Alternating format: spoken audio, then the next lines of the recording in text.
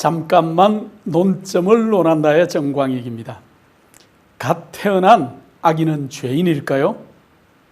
여러분은 갓 태어난 신생아를 보셨습니까? 여러분은 생명의 태동을 알리는 갓난 아기의 울음소리를 혹시 들어보셨습니까? 그런데 갓 태어난 아무것도 모르는 이 순진무구한 아기를 태어나자마자 엄청나게 큰 죄인으로 만드는 기독교의 가르침이 있습니다. 그리고 이 가르침이 현재 기독교에 널리 퍼져 있습니다. 순진하고 죄 없는 아기를 그렇게 큰 죄를 진 죄인으로 만드는 가르침은 도대체 어떤 것일까요? 어떤 가정에 사랑스러운 아기가 태어났습니다. 아기가 태어나기를 애타게 기다린 엄마와 아빠, 또 가족과 친지들은 환희와 감격 속에서 새로 태어난 아기를 보며 기뻐합니다. 그런데 만일 이 아기가 태어나자마자 죽었다고 가정해 봅시다. 이 아기는 조상의 원죄를 타고났기 때문에 아무 죄도 모른 채 잠깐 숨 쉬다가 죽었다고 해도 신학자들이 주장에 의하면 이 아기는 앞으로 있을 뜨거운 지옥불 속에 떨어질 수밖에 없습니다. 왜냐하면 이 아기는 인류의 첫 조상인 아담의 죄가 전가되었기 때문입니다. 기독교의 많은 신학자들은 말하기를 인간은 태어날 때 첫 조상 아담의 죄를 전가받고 태어나기 때문에 이미 모두 정죄받은 죄인이라고 주장합니다. 그래서 이 원죄 때문에 태어나서 한 번도 죄를 지어본 적 없는 아기든지 또 죄를 많이 지은 어른이든지 다 지옥에 떨어질 죄인이라고 주장합니다.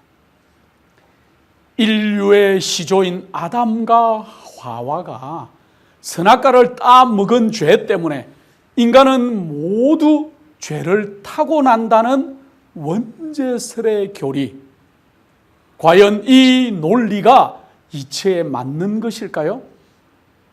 과연 이 가르침이 성경의 진리와 맞는 것일까요? 어떤 성경절에서 신학적인 사조와 교리를 추려내려면 그 사상이 성경 전체가 말하는 진리와 들어맞는가 하는 것을 추리해내어야 합니다. 만일 신학자들이 바울이 말한 로마서 5장 12절 18절에 의해 한번 읽어보겠습니다. 이러므로 한 사람으로 말미암아 죄가 세상에 들어오고 죄로 말미암아 사망이 왔나니 이와 같이 모든 사람이 죄를 지었으므로 사망이 모든 사람에게 이르렀느니라. 만일 아담의 원죄가 우리에게 전가되었으므로 우리가 죽게 되었다고 한다면 그 사상은 성경의 또 다른 성경절의 사상과 완전히 반대가 됩니다. 에스겔서 18장 20절입니다. 범죄하는 그 영혼은 죽을지라. 아들은 아비의 죄를 담당치 아니할 것이요 아비는 아들의 죄를 담당치 아니하리니 의인의 의도 자기에게로 돌아가고 악인의 악도 자기에게로 돌아가리라.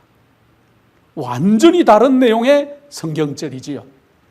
하나님께서는 에스겔 선지자를 통해 모든 사람은 자신의 죄로 멸망하는 것이지 조상의 죄나 또 아버지의 죄가 자녀에게 전가되어 죽는 것이 아니라고 선포하셨습니다. 또 다른 구절입니다.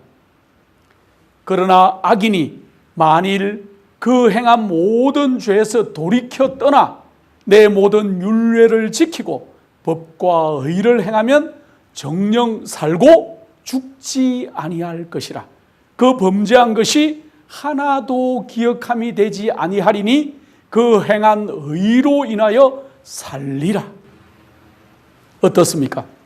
만일 신학자들이 말하는 대로 오래전부터 가르쳐온 교회의 교리대로 아담의 죄가 전가되어서 그 자손인 우리가 죽는다면은 에스겔서에 나타난 범죄한 그 영혼은 그 사람만 죽으리라. 또 아들이 아비의 죄를 담당하지 않으리라는 말씀은 무엇입니까? 성경에는 또 이런 기록이 있습니다. 그때 그들이 다시는 이르기를 아비가 신 포도를 먹었으므로 아들의 이가 시다 하지 아니하겠고 신 포도주를 먹는 자마다 그 이가 심같이 각기 자기 죄악으로만 죽으리라. 너희가 이르기를 아비가 신 포도를 먹었으므로 아들의 이가 시다고 함이 어쩌미뇨 하고 얘기하고 있습니다. 이 구절들은 죄를 조상 탓으로 돌리는 이스라엘 백성들에게 아버지의 죄가 그 아들에게 전가되지 않는다는 교훈을 주기 위해 하나님께서 선지자를 통해서 말씀하신 것입니다. 만일 원죄설대로 사람이 태어난 자체가 죄라면은 죄로 말미암아 야기되는 결과인 사망을 맛보지 않고 성천한 믿음의 조상들은 어떻게 된 것일까요? 성경에 에녹과 엘리야는 죽음을 맛보지 않고 살아서 하늘로 성천했다고 말해주고 있는데 말입니다. 만일 태어난 자체가 죄라고 한다면은 그들은 원죄 때문에 사망을 맛보지 않고 살아서 성천에 하늘로 갈 수 없었을 것입니다. 또 18절에 한 범죄로 많은 사람이 정죄에 이른 것 같이 해서 성경은 한 사람의 범죄로 모든 사람이 정죄에 이르렀다고 말하지 않습니다. 모든 사람이 아니고 많은 사람이 정죄에 이르렀다고 기록하고 있습니다. 그 다음에 계속되는 성경절에서도 의의 한 행동으로 말미암아 모두 다 의롭게 된 것이 아니고 많은 사람이 의롭다 하심을 받았다고 언급하고 있습니다. 예수 그리스도께서 우리를 구원하시기 위해 하신 구속 사업도 모든 사람을 다 의롭다고 하는 것이 아니지요. 그 주시는 구원을 믿음으로 받아들이는 사람만이 의롭게 되는 것입니다.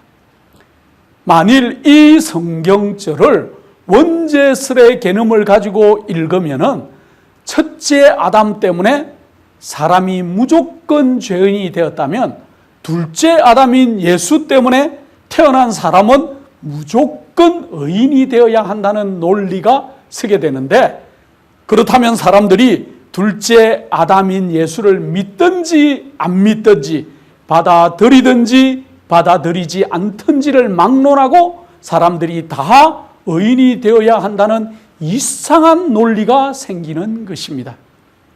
성경은 죄는 불법이라고 죄의 정의를 분명하게 제시하고 있습니다.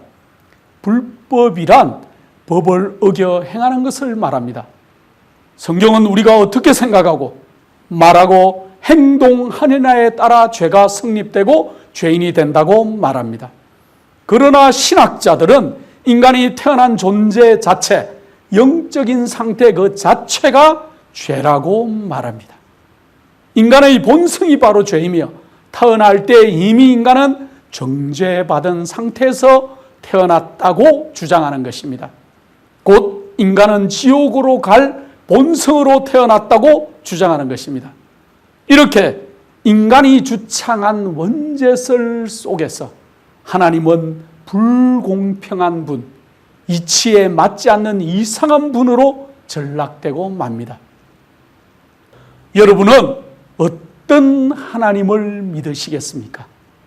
성경이 증거하는 공평하신 하나님, 곧 인간에게 자유의지를 주셔서 인간이 자신의 의지로 죄를 짓든지 선을 행하든지 스스로 선택하게 하시고 그 결과에 따라 구원을 이루시는 공평하신 하나님을 믿으시겠습니까?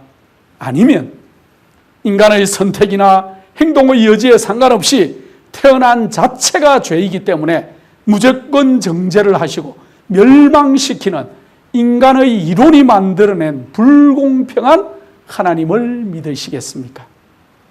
오늘 사랑이 많으시고 공평하신 하나님께서는 여러분의 현명한 선택을 기다리고 계십니다.